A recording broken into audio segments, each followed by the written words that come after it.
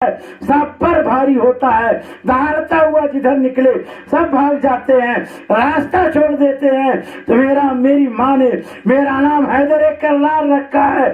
میں میدان جنگ کا ایسا شیر ہوں کہ جدھر توجہ کرتا ہوں فوج ہی درہم برہم ہو جائے کرتی۔ مولا کائنات شیر خدا آگے بڑھتے جا رہے ہیں، آگے بڑھتے جا رہے ہیں، یہاں تک کہ مولا آپ کے جو بھی بھیجے ہوئے لوگ آپ سے مقابلے کے لیے آتے ہیں پھر نار ہو جاتے ہیں، یہاں تک کہ مولا آپ کا بھی کام تمام ہو جاتا ہے۔ مولا کائنات شیر خدا جوش جذبے جہاد میں آگے بڑھے چلے جا رہے ہیں۔ آپ نے خیبر کو جب آپ کے ہاتھ میں کیا کہتے ہیں مقابلے کے لیے کوئی چیز نہ تھی تو آپ نے خیبر کے قلعے کو پکڑا اور پکڑنے کے بعد ایک ہی جھٹکے میں آپ نے اکھاڑ دیا اور اسی کو لے کر میدان جنگ میں کافروں سے مقابلہ کرتے ہوئے نظر آتے ہیں۔ جب جنگ ختم ہو گئی ہے اور پرچم اسلام وہاں لہرا گیا ہے تو جب قلعہ خیبر کو اصحاب رسول اٹھانا چاہتے ہیں تو وہ اٹھ نہیں رہا ہے۔ لوگوں نے پوچھا اے مولا کائنات آپ نے طرح قلعہ خیبر کو کیسے اکھاڑ دیا ہے؟ تو مولا کائنات فرماتے ہیں یہ میری جسمانی طاقت کا نتیجہ نہیں ہے بلکہ علی کے اندر روحانی طاقت کا نتیجہ۔ مولا علی نے خیبر کو فتح کیا اور سرکار نے کیا فرمایا کہ وہ اللہ سے محبت کرتا ہے، اور سرکار نے بھی فرمایا کہ اللہ و رسول اسے محبوب رکھتے ہیں۔ سبحان اللہ، اسے محبوب رکھتے ہیں۔ اور اللہ تعالیٰ فرماتا ہے ان اللہ یحب المتقین، بے شک اللہ تبارک و تعالی متقی لوگوں کو محبوب رکھتا۔ ہمارے اور آپ کے مولا کائنات مولا علی کرم اللہ تعالی وجہ الکریم صرف متقی ہی نہیں بلکہ متقیوں کے سردار ہیں، متقیوں کے رہبر و رہنما ہیں، قافلے حق کے سالار ہیں۔ مولا کائنات شیر خدا کرم اللہ تعالی وجہ الکریم کا جو بھی عمل ہے وہ خدا کے لیے ہے، خلوص سے ہے۔ جو بھی آپ نے جنگ کی یا کسی سے آپ نے مقابلہ کیا ہے تو اپنے نفس کے لیے نہیں کیا ہے بلکہ خدا کے لیے کیا۔ آپ کا لقب شیر خدا، کیا نام ہے؟ شیر خدا۔ اچھا دیکھو بعض لوگوں نے خدائی کا بھی دعویٰ کر دیا، معاذ اللہ، کتابوں میں پڑھے ہوں گے یا کہیں سنے ہوں گے، جیسے کہ ایک شخص ہے جس کا نام ہے فرعون۔ کیا نام ہے؟ فرعون۔ یہ پہلے خربوزہ بیچتا تھا، بہت ہی ایک دم بالکل غریب تندرست تھا، اللہ پاک نے اسے نواز دیا، حاکم بن گیا۔ اس کا قصہ بڑا لمبا ہے، یہاں بتانا مقصود نہیں، اس کا بیان کرنا مقصود نہیں ہے، بس ضمنی طور پر بات آ گئی تو میں عرض کر رہا ہوں کہ کچھ ایسے بھی ناہنجار گزرے کہ جنہوں نے خدائی کا دعویٰ بھی کر دیا، معاذ اللہ رب العالمین۔ تو جب اس کے پاس کچھ بھی نہیں تھا تو اس نے دعویٰ نہیں کیا، اللہ نے کچھ عطا کر دیا تو معاذ اللہ وہ خدائی کا دعویٰ کر بیٹھا اور اس کا جو حشر ہوا آپ جانتے ہی ہے۔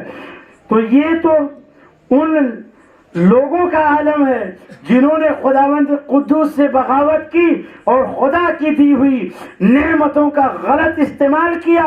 تو جو نعمتوں کا غلط استعمال کرتا ہے اللہ تبارک و تعالی اسے ذلیل و خوار کر دیتا ہے، اور صفحہ ہستی پر کوئی شخص اس کا نام عزت کے ساتھ لینے کے لیے تیار نہیں ہوتا۔ کیوں؟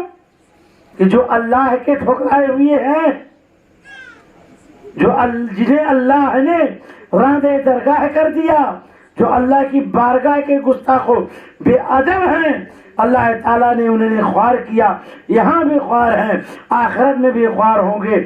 مولا کائنات شیر خدا کرم اللہ تعالی وجہ الکریم کا جو بھی عمل ہے خدا کے لیے ہے، خدا کی رضا پانے کے لیے ہے۔ ایک بار مولا کائنات شیر خدا کرم اللہ وجہ الکریم کی ایک کافر سے جنگ ہو گئی، کافر سے آپ مقابلہ کرنے لگے، وہ بھی بڑا تگڑا تھا، آپ نے اٹھا کے اسے پٹکنے کے بعد اس کے سینے پہ جا کے بیٹھ گئے. قریب تھا کہ اس کی گردن تلوار سے الگ کر دیتے. ناگہاں اس بے حیا نے چاند سے چہرے مولا کائنات کے رخ انور پر تھوک دیا. تھوکنا تھا کہ مولا کائنات شیر خدا اتر جاتے. کافر پوچھنے لگتا ہے کہ حضرت آپ تم پوری طرح سے مجھے اپنی گرفت میں لے چکے تھے, آپ چاہتے تو قصہ تمام کر سکتے تھے, یہ کیا ہوا کہ آپ نے مجھ کو چھوڑ دیا؟ تو مولا کائنات فرماتے ہیں اے کافر تجھے معلوم ہونا چاہیے میں نے تجھ سے جو جنگ کی ہے وہ خدا کے لیے کی ہے, اور جب میں نے تجھے پچھاڑا ہے اور تیرے سینے پہ بیٹھا ہوں تو نے میرے اوپر تھوک دیا, میرے چہرے پہ تھوک دیا تو میں فوراً اتر گیا, اور میرا اگر میں اس وقت تجھے مارتا تو میرا نفس بھول کر کے کہتا کہ واہ علی تم نے تو خدا کے لیے اس کافر کو پچھاڑا تھا, لیکن جیسے اس نے تھوکا تو آپ نے خدا کے لیے نہیں بلکہ اپنے نفس کے لیے بدلے کے لیے اسے آپ نے مار دیا ہے. تجھے معلوم ہونا چاہیے میں خدا کا شیر ہوں, اور خدا کے شیر کا ہر عمل اللہ تعالیٰ کی رضا کے لیے ہوتا ہے, اللہ کی خوشنودی کے لیے ہوتا ہے.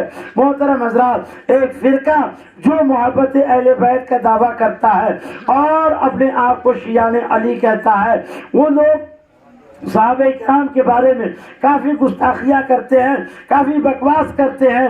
وہ یہاں تک کہہ دیا کرتے معاذ اللہ کہ حضرت عمر فاروق اعظم, حضرت ابوبکر صدیق یا عثمان غنی نے یہ خلافت کی باغ ڈور جو سنبھالی تھی مولا کائنات سے جبرن انہوں نے لیا تھا, اور خلیفہ اول تو مولا علی شیر خدا ہیں. محترم حضرات, ہمارے علماء نے فرمایا کہ ان کا یہ اعتراض بالکل بوگس ہے, بالکل غلط ہے. ان کا یہ کہنا کہ مولا علی شیر خدا سے جبرن انہوں نے حاصل کی تھی اور علی شیر خدا نے وہاں پہ خاموش رہے. محترم حضرات, ان کا یہ اعتراض دراصل مولا علی شیر خدا کرم اللہ تعالی وجہ الکریم کی ذات پہ پڑتا ہے.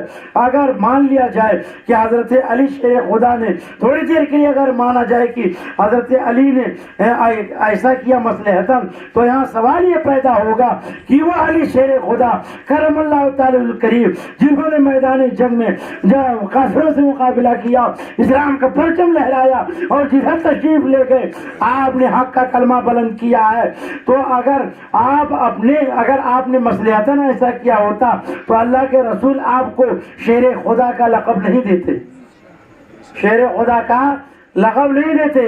اور شیر خدا کا لقب یہ بہت بلند لقب ہے. اسد اللہ الغالب امام المشارق والمغارب, اللہ کے شیر اور مشارق و مغارب کے امام سیدنا مولا کائنات کرم اللہ تعالی وجہ الکریم.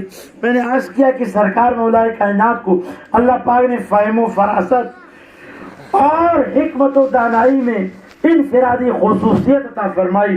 حضرت مولا کائنات ہی کے زمانے میں ایک بار ایک ہی وقت میں دو عورتوں کو ڈلیوری ہوئی, ایک کو لڑکا ہوا اور ایک کو لڑکی ہوئی, ایک کو لڑکا اور ایک کو لڑکی. تو جس عورت کو لڑکی ہوئی تھی وہ بڑی چالاک تھی, وہ بڑی شاطر تھی. اس نے کیا کیا, لڑکی کو اس کے بستر پہ کر دیا جس کو لڑکا ہوا تھا, اور لڑکے کو خود لے لی, یعنی چینج کر دیا. اور جس کے لڑکا ہوا تھا وہ لڑنے لگی کہ لڑکا تو ہمارا ہے, اور یہ مکار کہتی تھی کہ لڑکا ہمارا ہے, یعنی لڑکی کا کوئی پرسان حال نہ تھا. یہ جھگڑا بڑھتے ہوئے جو مولا کائنات شیر خدا کرم اللہ وجہ الکریم کی خدمت میں پہنچا, مولا کائنات نے ارشاد فرمایا دونوں عورتوں سے کہا جائے کہ وہ اپنے پستان سے تھوڑا تھوڑا دودھ ایک برتن میں نکالیں, اس کے بعد اس کا حل نکالا جائے گا. چنانچہ ایسا ہی کیا گیا, دونوں عورتوں نے اپنے پستان سے تھوڑے تھوڑے دودھ نکالے. مولا کائنات نے فرمایا دونوں کو وزن کیا جائے. جب دونوں کو وزن کیا گیا تو ایک دودھ وزنی نکلا اور ایک دودھ ہلکا نکلا. تو آپ نے فرمایا جس عورت کے پستان کا دودھ وزنی ہے لڑکا اسی کا ہے, لڑکا اسی کا ہے, اور جس کا ہلکا ہے لڑکی اس کے. معاملہ بڑا گمگیر تھا. مولا کائنات نے ایسا فیصلہ فرمایا تو کچھ لوگ کہنے لگے حضرت یا آپ نے کیسے فیصلہ فرما دیا؟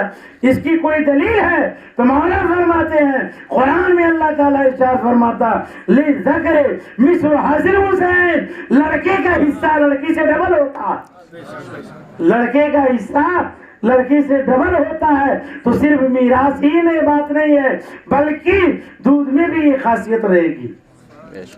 تمام لوگوں نے حضرت مولا کائنات کی قرآن فہمی پر اشعاش کیا اور سب نے مولا کائنات کے اس فیصلے کو قبول و منظور کر لیا۔ محترم حضرات، سرکار نے ارشاد فرمایا انا مدینۃ العلم وعلی بابها، میں علم کا شہر ہوں، مولا کائنات اس کے دروازہ۔ سبحان اللہ۔ تو دیکھو شہر میں پہنچنے کے لیے دروازے ہی سے جانا پڑے گا، شہر میں پہنچنے کے لیے دروازے سے جانا پڑے گا۔ تو جو مولا کی چوکھٹ تک پہنچا وہ اللہ کے رسول کی چوکھٹ تک پہنچا۔ ولی ہو غوث ہو قطب جہاں ہو، ولی ہو غوث ہو قطب جہاں ہو، ہر ایک کے پیشوا مولا علی۔ علی کی دید دید مصطفیٰ ہے، دید کا مطلب ہوتا ہے دیکھنا، دیدار کرنا۔ علی کی دید دید مصطفیٰ ہے کہ نور مصطفیٰ مولا علی۔ سرکار نے ارشاد فرمایا من کنت مولا ہو فعلی مولا، میں جس کا مولا ہوں علی اس کے مولا ہے۔ سرکار نے فرمایا میں جس کا مولا ہوں علی اس کے مولا ہے۔ سبحان اللہ۔ مولا کائنات کرم اللہ تعالی وجہ الکریم کی ایک خاصیت یہ بھی ہے کہ جب سرکار دو عالم اسلام ہجرت فرما کر مدینہ سے مکہ سے مدینہ منورہ پہنچے تو آپ نے تمام صحابہ کرام کے درمیان جو انصار تھے اور جو مہاجر ان کے درمیان بھائی چارہ کا نظام قائم فرمایا، بھائی چارہ کا نظام قائم فرمایا، یعنی مدینہ کے رہنے والے مہاجر صحابہ اور مکہ کے رہنے والے مہاجر صحابہ اور مدینہ کے رہنے والے انصار صحابہ، ان دونوں میں بتا فرمایا کہ یہ اس کے بھائی ہیں، فلاں فلاں کے بھائی ہیں، یہاں تک کہ سب مہاجرین اور انصار کے درمیان عقد مواخات قائم کر دی اللہ کے رسول اسلام نے۔ مولا علی تنہا رہ گئے، آپ کی آنکھ میں آنسو آ گئے۔ حضور علیہ السلام پوچھتے ہیں کہ علی تم کیوں رو رہے ہو؟ تو علی شیر خدا عرض کرتے ہیں رسول اللہ صلی اللہ علیہ وسلم آپ نے کسی کو عمر فاروق کا بھائی بنایا، کسی کو ابو بکر صدیق کا بھائی بنایا، کسی کو ابو ہریرہ کا بھائی بنایا، کسی کو عثمان کا بھائی بنایا، غرض کسی طرح سے آپ نام شمار کراتے گئے۔ فرمایا کسی نہ کسی کو آپ نے بھائی بنا دیا، میں تو تنہا رہ گیا، میں تو تنہا رہ گیا، مجھے کس کا بھائی آپ نے بنایا؟ تو سرکار فرماتے ہیں یا علی انت اخی فی الدنیا والآخرہ، اے علی تم دنیا و آخرت میں میرے بھائی ہو۔ سبحان اللہ۔ اے علی دنیا و آخرت میں تم میرے بھائی ہو۔ لیکن تاریخ گواہ ہے، حدیث کے اوراق شاہد ہے کہ مولا کائنات نے کبھی بھی حضور علیہ السلام کو اے بھائی کہہ کر نہیں بلایا۔ یہ چند جو چلا کر لیا کرتے ہیں، یہ سروں پر گٹھریا اور بخشے لے کر گھومتے رہتے ہیں، یہ لوگ کہتے ہیں بس نبی میں اور امتی میں ذرا سا فرق ہے، نبی اور امتی میں ذرا سا فرق ہے۔ یہ شیطانوں کو معلوم نہیں ہے کہ نبی اور امتی میں زمین و آسمان کا فرق ہے۔ مولا کائنات نے سرکار سے کبھی نہیں فرمایا اے میرے بھائی یا اے میرے بھیا، بلکہ جب بھی حضور علیہ السلام سے آپ مخاطب ہوئے یا عرض گزار ہوئے تو کہتے ہیں یا رسول اللہ، یا نبی اللہ، یا حبیب اللہ۔ تو معلوم یہ ہوا، پتہ یہ چلا کہ سرکار کو جب بھی ندا دی جائے، سرکار کی بارگاہ میں جب بھی عرض کیا جائے تو یا رسول اللہ ہی کہا جائے، یا نبی اللہ کہا جائے، یا حبیب اللہ کہا جائے۔ تو مولا کائنات تو وہ مقدس ہستی ہیں جنہیں اللہ کے رسول علیہ السلام نے فرمایا، مولا کائنات سے فرمایا کہ اے علی دنیا و آخرت میں تم ہمارے بھائی ہو۔ سبحان اللہ۔ اور جسے سرکار دو عالم علیہ السلام یہ مقام دے دیں اور جس سے یہ فرما دیں اس کی قسمت کی کیا کہنے. مولا کائنات کرم اللہ تعالی وجہ الکریم یہ اللہ تعالی کے محبوب ہیں اور اللہ کے محبوب کے محبوب ہیں. یہی وجہ ہے کہ تمام امت محمدیہ اہل ایمان سمجھدار انسان سب آپ سے محبت کرتے ہیں. آپ کا عمل رضائے الہی کے لیے ہوتا. حضرت امام حسن حضرت امام حسین رضی اللہ تعالی عنہما کے بچپن کا زمانہ، اتفاق سے دونوں حضرات بیمار پڑ گئے. حضور علیہ السلام نے ارشاد فرمایا کہ اے علی تم منت مان لو، اللہ تبارک و تعالیٰ انہیں شفا عطا فرما دے گا. چنانچہ مولا کائنات اور حضرت فاطمہ زہرا رضی اللہ تعالیٰ عنہا نے منت مان لی کہ اے پروردگار عالم تو ہمارے شہزادوں کو شفا عطا فرمائے تو ہم 3 روزے رکھیں گے. سبحان اللہ، 3 روزے رکھیں گے. دیکھو منت ماننا جائز ہے، منت ماننا جائز ہے، لیکن منت ایسی چیز ہونی چاہیے جو شرعاً مقبول ہو، شرعاً قابل قبول ہو. جیسے کہ روزہ رکھنے کی منت، نوافل پڑھنے کی منت، صدقہ و خیرات کرنے کی منت، یا کسی کو کچھ دینے کی، جائز چیز دینے کی منت، یا کسی مسجد میں کوئی سامان دینے کی منت، یا کسی غریب محتاج پریشان حال کو کچھ دینے کی منت. تو جو چیز شرعاً مقبول ہو، شرعاً جائز ہو، ایسی چیز منت ماننی چاہیے. ایسی چیز منت نہیں ماننی چاہیے جس کا پورا کرنا ناممکن ہو اور شرعاً مقبول نہ ہو، تو وہ چیز منت نہیں بلکہ وہ زحمت بن جاتی ہے. جیسے کہ اگر کوئی منت مان لے کہ اگر ہمارا کام ہو گیا تو ہم آگ میں چلیں گے، آگ میں چلیں گے، تو یہ منت نہیں ہے، یہ آفت ہے. کیا ہے یہ آفت ہے. ایک بار ہم نے سنا تھا بچپن میں کہ کچھ لوگوں نے کہا کہ 2 عورتیں تھیں جن کو کوئی اولاد نہیں ہو رہی تھی، تو حاجی علی ملک شاہ رحمۃ اللہ تعالیٰ جو ممبئی کلیان میں جن کی مدار ہے الحمدللہ، تو کہنے لگے انہوں نے منت مانی کی اولاد ہو جائے گی تو ہم اس پہاڑی پر سے اپنے بیٹے کو نیچے پھینک دیں گے، اس پہاڑی پر سے نیچے پھینک دیں گے. تو دونوں کے وہاں لڑکے ہوئے اور لڑکے ہونے کے بعد جب دونوں گئیں تو ایک تو ڈر کی وجہ سے نہیں پھینکی، تو جو جس نے ڈر کی وجہ سے نہیں پھینکی اس کا بیٹا آٹومیٹک مر گیا، اور جس نے نیچے پھینک دیا اس کا بیٹا بچ گیا. نے کہا یہ کون سی منت ہے، یہ تو جاہلیت والی بات ہے. جیسے کہ کسی گاؤں میں ایک نیم خواندہ امام صاحب تھے، نیم خواندہ، یعنی کسی دارالعلوم میں تو سیکھے نہیں تھے، بس ایسے چلتے چلتے امام بن گئے تھے. بہت سے لوگ بن جاتے ہیں چلتے چلتے امام بن جاتے ہیں. اب تو اتنا آسان ہو گیا دین کا معاملہ کہ لوگ چلتے چلتے مفتی بن جاتے. ہم لوگ 15 سال تک مدرسے میں پڑھے لیکن مفتی کہتے ہوئے شرم آتی ہے. اللہ کا فضل ہے 400 فتاوا کا جواب میں لکھ چکا ہوں، اللہ کا شکر. سبحان اللہ. لیکن کہتے ہوئے اپنے آپ کو آراتے، کوئی لکھتا بھی تو منع کرتے. تو اتنا آسان ہو گیا ہے کہ لوگ چلتے چلتے مفتی بن جاتے. تو ایسے ایک صاحب تھے کہ جو چلتے چلتے امام بن گئے. تو ان کی جو ہے بیوی جو تھی وہ بھی بالکل سیم انہیں کی جیسے دماغ رکھنے، دونوں کی جوڑی سیم. ایک بار بچہ بیمار ہو گیا تو ان کی بیگم صاحبہ نے کیا منت مانی کہ اللہ تعالیٰ میرا بچہ اگر اچھا ہو جائے گا تو ہمارے شوہر مسجد کے ممبر پر ڈھول بجائیں گے. کیا منت مانی کہ مسجد کے ممبر پر ڈھول بجائیں. خدا کی شان دیکھیے، بچہ شفا یاب ہو گیا. اور یہ طے ہے بیمار آدمی یا تو اچھا ہوگا یا تو مرے گا. اس کے علاوہ کوئی تیسری صورت ہے کیا؟ بولیے، کبھی دیکھیں کسی کو؟ نہیں. 2 ہی صورت تو جانتے ہیں لوگ، یا تو اچھا ہو گیا تو پھر مر جائے. تو اب جب اس نے منت مان لی کچھ دن کے بعد بچہ ٹھیک ہو گیا. اور وہ نیم خواندہ جو امام تھے جو چلتے چلتے آٹومیٹک پیشمام بنے تھے، اس نے کہا کہ سنو جی.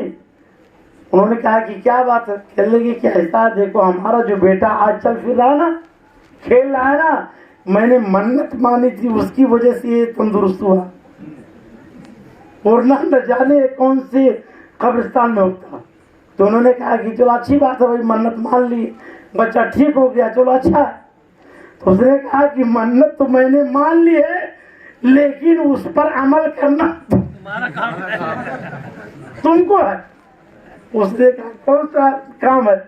تو اس نے کہا کہ منت یہ مانی تھی کہ بچہ ٹھیک ہو جائے گا تو ہمارے شوہر مسجد کے ممبر پر ڈھول بجائے. اتنا سننا تھا کہ وہ اگرچہ اچانک چلتے چلتے امام بنے تھے، لیکن شرم اور غیرت تو تھی کہ لوگ کیا کہیں گے. اس نے کہا خدا کی بندی، تجھے منت ہی ماننی تھی تو اور کوئی چیز مان لی ہوتی، اس پر میں عمل کروں گا تو لوگ کیا کہیں. اس نے کہا کہ دیکھو اس میں ٹال مٹول مت کرو، ورنہ دوبارہ اگر بیمار ہوا تو میں نہیں جانتی. اب انہوں نے کہا کہ ایسی منت پر عمل کرنا یہ ناممکن ہے. بہرحال انہوں نے بہت تدبیر لگائی، بہت سوچا، کئی رات وہ سوچتے رہے کہ اس پر عمل کیسے کیا جائے. اتفاق کی بات کہ محرم کا مہینہ آ گیا، محرم کا مہینہ آ گیا، جمعہ کا دن تھا. بازار سے ڈھول لے کر آئے، گھر میں لا کے رکھ دیا چادر اڑا کے. اب جب جمعہ کی اذان ہو چکی، خطبہ دینے کے لیے جب یہ چلے تو ڈھول کو لے کر ممبر پہ لے جا کے رکھ دیا. لوگ بھی سوچ رہے کہ امام صاحب تو کبھی شیرنی نہیں لاتے تھے، آج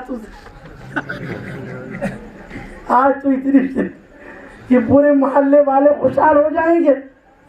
اب انہوں نے بیان کرنا شروع کیا، کہنے لگے کہ دیکھو معلوم نہیں لوگوں کو، کوئی تعزیہ بناتا ہے، کوئی ڈھول بجاتا ہے، کوئی تاشے بجاتا ہے.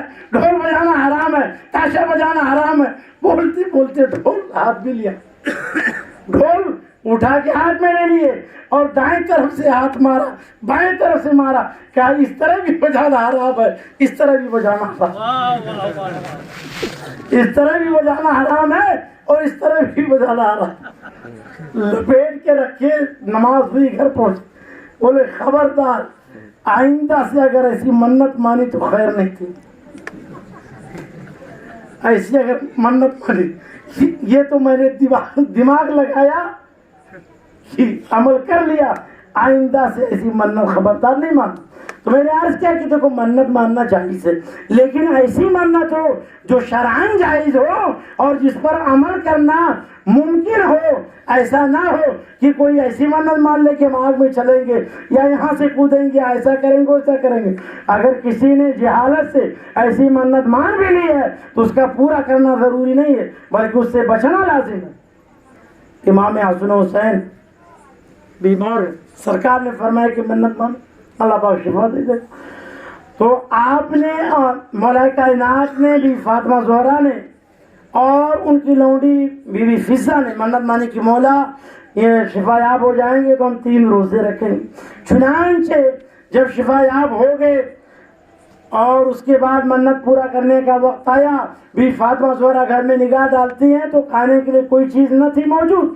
مولا کائنات شخص کے وہاں سے 3 صاع جو لے کر کے آئے. بی بی فاطمہ نے انہیں پیسا، پیسنے کے بعد ایک حصہ پہلے دن کے روزے افطار کے وقت کے لیے روٹیاں بنا کر کے تیار کی، اور تیار کر کے یہ تینوں حضرات دسترخوان پہ بیٹھے ہوئے ہیں. یہاں تک کہ افطار کا وقت بالکل قریب سے قریب تر ہوتا جاتا ہے کہ دروازے پر ایک شخص آتا ہے، آواز دیتا ہے میں سائل ہوں میری مدد کرو، میں سائل ہوں میری مدد کرو، ضرورت مند ہوں میری مدد کرو. اتنا سننا تھا کہ مولا کائنات نے اپنے آگے کی روٹی اٹھا دیا، بی بی فاطمہ نے بھی اپنے آگے کی روٹی اٹھا دی، حضرت فضہ نے بھی اپنے آگے کی روٹی اٹھا دی. مولا کائنات نے تینوں کی افطاری کا حصہ اس سائل کو دے دیا اور خود پانی پی کر کے افطار کیا.